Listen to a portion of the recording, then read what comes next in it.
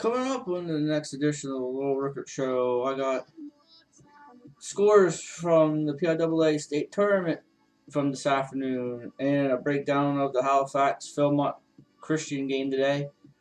Lots of college basketball. The tournaments are coming to a wind, and the NCAA tournament is a little less than a week away, and Selection Sundays tomorrow. A couple upsets today. I'll let you know about that. A little hockey. Big game in PA today, Flyers Pittsburgh, and a little bit more. And now your host, Lowell Rickert.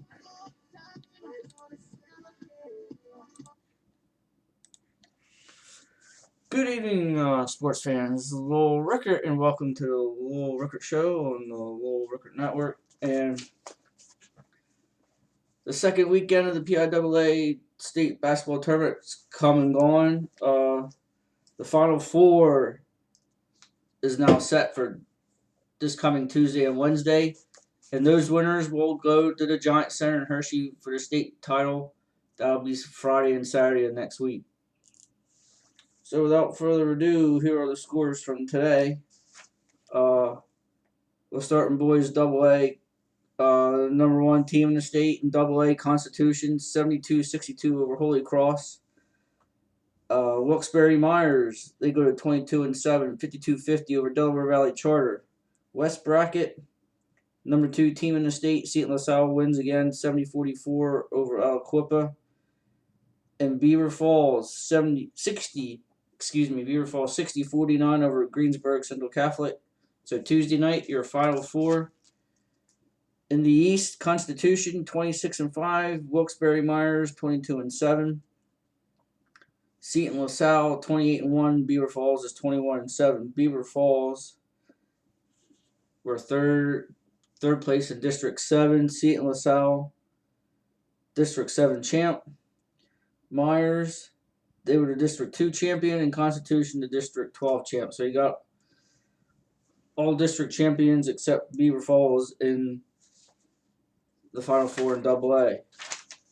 Quad A, Chester in the East Final again, 66-36 over Westchester Ruston. LaSalle College beats Marion, Lower Marion, 71-48. Abingdon, 56-52 over Martin Luther King, and Newcastle stays undefeated. And they beat Hampton for a fourth time this year, 57-55. Newcastle goes to 29-0. So you got Chester, 25-5, District 1 champ. They will take on third place from District 12, LaSalle College, 22-6. Abington, the sixth place team from District 1, they're 25-5. Will take on.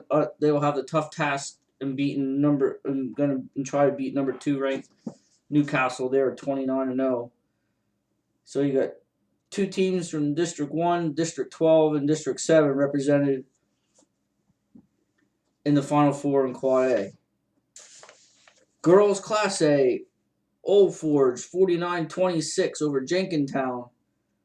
We'll have a breakdown of this game later on. Philmont Christian beat Halifax 60-53. Vincentian 56-29 over Kennedy Catholic. And Bishop Guilfoyle, they're back in again. 32-25 over Clarion. They're in the Final Four again. So Old Forge 22-3 will take on Philmont Christian, 24-4. Philmont number 8 team in the state. Old Forge number 4. Vincentian number 1 team in the state, 25-3 will take on Bishop Guilfoyle. They are the number 7 ranked team in the state, 23-5. Vincentian, they're making their second straight Final Four trip. Last year they lost to Tri-Valley in the state final, so they are your defending state runner-up. And AAA, number 1 Archbishop Wood wins again, 48-33 over Scranton Prep. This is girls AAA. Holy Redeemer beats West Perry, ends their 17-game win streak, 53-41. Palmyra, 51-44 over Elizabeth Forward. No result on Blackhawk and Hickory, but I can check that real quick.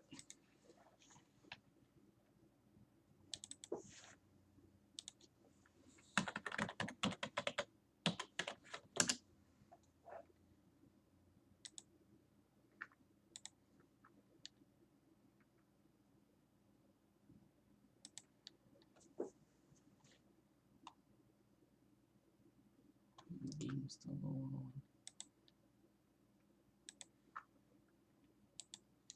on. There's no final score on the Black Hawk Hickory game. No final. That should be over. So there you have it. So I'll give a quick breakdown of the Philmont Christian Halifax game today. Philmont Christian had three over 6 feet tall. They had 6'3", 6'1", 6'1". They're all sophomores. Tracy Goodman, 15 points today. Kenyon Green, 20 points. He's 6'1", and John Goodman, 18. They controlled the rebounds today. They crushed. The official count was 42-29 rebounds. Philmont via that rebounding stat via PennLive.com.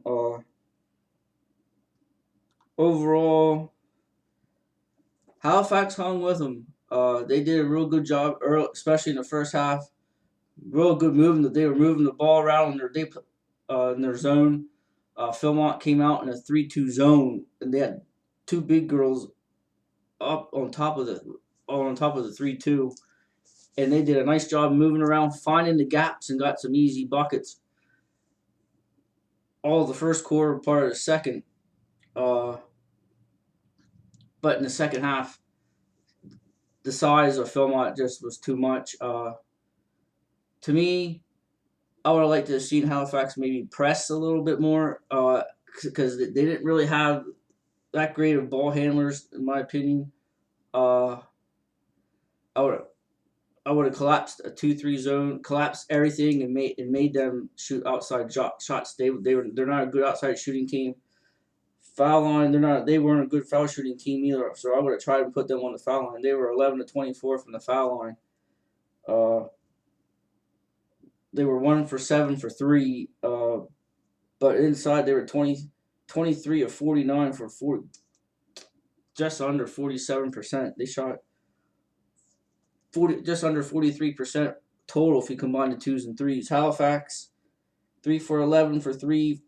They were 17 of 49 overall, just about 35%. 16 of 18 from the foul line. So, Cox had 14. Sorichetti had 12 for Halifax. Cassidy Sorichetti had 7. Paige Miller 9. Turner had 4. Gonzer 5. Bryn Miller 2.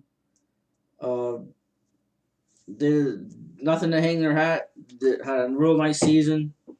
And they'll be back. They got a boatload of talent coming back next year. So, tough loss. It was a winnable game, but the size was just too much for them to handle. And they couldn't overcome it. So there's all that. So we're gonna take a break. Coming up, we got discuss some college basketball, some Flyers. There is a big free agent signing too today. I don't have a Phillies update. They're playing right now against the Red Sox. Last I saw, I believe the Phillies were ahead 1-0. And then we'll close it out for the night. And then tomorrow, I'll be on tomorrow. When the brackets come out, I'll not have all the brackets in case nobody saw it. I'll announce those and have the sites for the Tuesday and Wednesday of the PIAA tournament. So we're going to take a break.